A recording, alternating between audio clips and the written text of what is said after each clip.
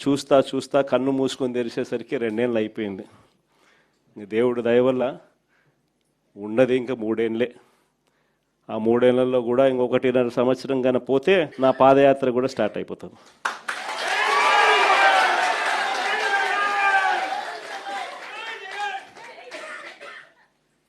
కాబట్టి కన్ను మూసుకొని కన్ను తెరిచేసరికి మన కళ్ళ ఎదుటే ఈ దుర్మార్గమైన పాలన కూడా త్వరలోనే ఎండ్ అయిపోయే పరిస్థితి కూడా త్వరలోనే వస్తుంది. నేను మీ అందరితో కూడా కోరేది ఒకటే, అన్యాయమైన పాలన చూస్తూ ఉన్నాం. ఎవరైనా కూడా ఈ విషయాల మీద చంద్రబాబు నాయుడు గారిని గట్టిగా ఎవరైనా ప్రశ్నిస్తే వెంటనే వాళ్ళ మీద కేసులు, దొంగ సాక్ష్యాలు అన్నీ కూడా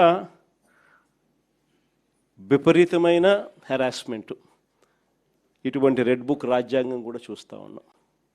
ఇలాంటి పరిస్థితుల నేపథ్యంలో మీ అందరినీ కూడా కోరేది ఒకటే, ఏదైనా కూడా ఒక చీకటి అన్నది వీగిపోవాల్సిందే. ఉన్నది టెంపరీగా కొంతకాలం మాత్రమే ఉంటుంది. ఆ తర్వాత వెలుగు రాక తప్పదు, పగటిపూట సూర్యుడు ఖచ్చితంగా ప్రకాశింపక తప్పదు అన్నది మాత్రం ఖచ్చితంగా గుర్తుపెట్టుకోండి.